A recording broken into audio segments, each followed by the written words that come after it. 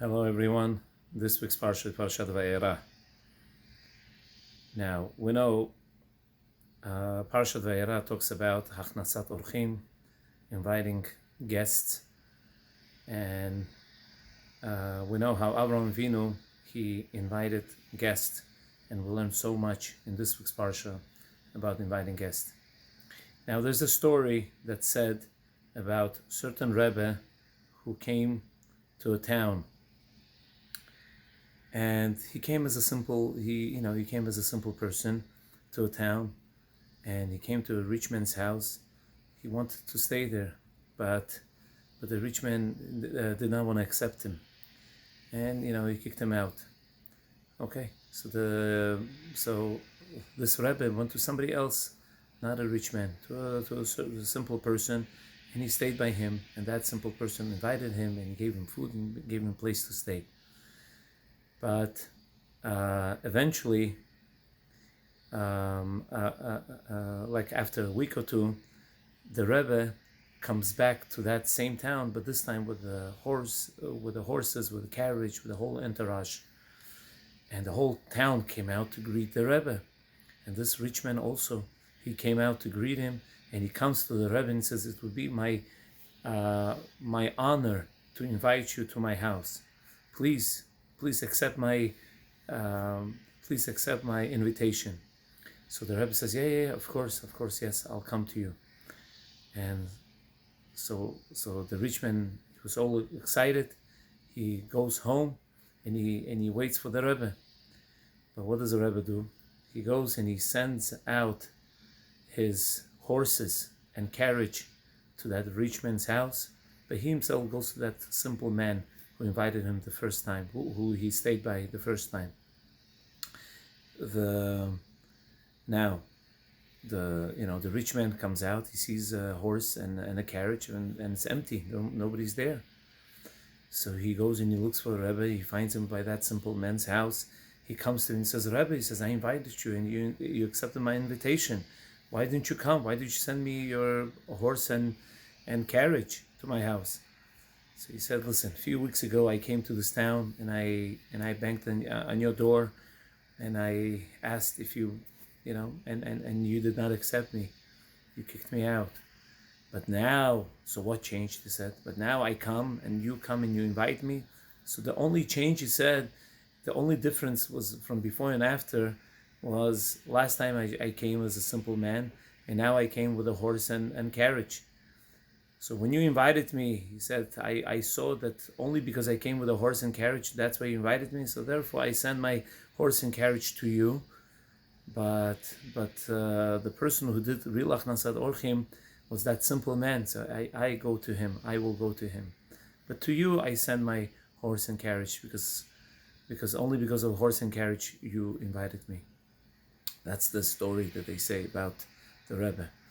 Now we know this week's Parsha talks about Hachnasat Orchim, as I mentioned before, but it mentions, we know that Avram Avinu, he gave in so much of his own. It was the third day after Brit Milah, and he goes and he invites the guest, and it was difficult for him. It was, imagine, right after surgery, a third day when the rabbis tell us is the most painful day, and he goes and he invites the three men, and he does so much for them. He prepares food and everything he does. But what interesting is, we learn so much from Avram Avinu. The question is, why don't we learn from Lot also? Lot, we could say he did much more than Avram Avinu, maybe. Why? Because it says that the two angels came to to Lot, and he saw them. He invited them to his house, and we know the people of Sodom were against that, and they all came out, and they wanted to kill Lot, and Lot was so selfless that he was ready to give his two daughters to people just to do this mitzvah of Hachnasat Orchim. So why don't we say that Lot is the that we should learn from Lot? And the answer, Kedushas Levi, Kedushas Levi, the Sefer Kedushas Levi gives an answer, and he says that there's a big difference between Lot and Abraham. By Abraham, the Torah says, and Abraham lifted his eyes and he saw three men. And who were these three men? They were idol worshippers. And idol worshippers, which means it went against Abraham's belief, but still he went and invited them. They didn't look like simple, they looked like very simple people. And he went to them and invited them. And he made a feast, like for the king. He slaughtered 3 cows just to give them 3 separate tongues. He did so much just for who? For simple men, for simple people, for simple idol worshippers, just to do the mitzvah of Achnasat Orchim. However, by Lot, the Torah does not say, and 3 men came to Lot. It says, and 2 malachim, and 2 angels came to Lot. Which means Lot did not see 2 men, he saw 2 angels. So of course, he did all this, of course, for the who? For the sake of 2 angels. He saw these, he did Achnasat Orchim because he saw angels. He saw angels. Lot did not want to invite simple people. He wanted to invite angels. He wanted that the people should be with a great status, and only then he was able to invite them. But what Avram teaches us is, no, everyone is invited. We do Achnasat Orchim with everyone. But Lot teaches us, no, they have to be with a certain status, and only then I will invite them. There's a story that said about Rav Pam's father. Rav Pam's father, in Europe, there was a custom that people who did not have place for Shabbos to eat, or let's say they were guests or beggars or poor people, they would come to the shul, and then after Friday night, a gabbai, his job was to place them with families, to place all these guests with families.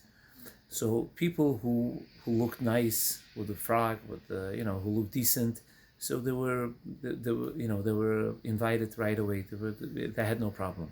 People that looked obese or they looked big and like beggars and dirty and didn't look pleasant. So these type of people had a hard time. People had a hard time finding for them, a place to stay and to eat. Why? Because who would want this type of person by his table? He's eating Suda with his family, and also you have a person who doesn't look so pleasant by your table. So he had a hard time finding a host for this type of people. So so one time a gabbai, he was able to find people, to find host for all the beggars, and there was only 2 people left. 2 people. One of them looked like Talmid Chacham. The other one looked like a beggar, and he didn't look so pleasant to be by the table. So Gabbai comes to Rav Pam and he says, "Who do you want to take for your?" He comes to Rav Pam's father and he asks him, "Who do you want to take for your table? Who would you like to invite?" So he says, "I want to invite a beggar.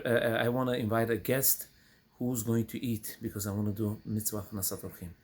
He says, "If I would want a chavruta, then I would invite a Talmid Chacham, but I don't need a Talmid Chacham. I want to be mekayim the mitzvah Achnasat Orchim. I need a person who's going to eat.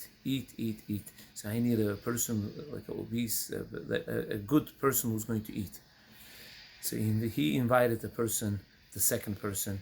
Why? Because the Talmid Chacham, a guest who was Talmid Chacham, of course, he would find, meaning that person, anyone would want to host him.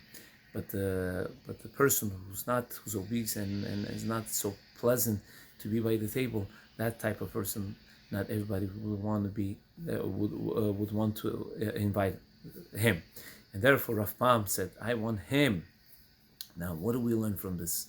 The lesson from here is Avraham Avinu did not pick and choose who he wants to invite. He invited anyone, everyone, anyone, whether he's a human or angel. He invited anyone to his house and he gave them food, and he made them feel very good. But Lot, he only looked for a certain type of people. He did not want anyone to be by his table.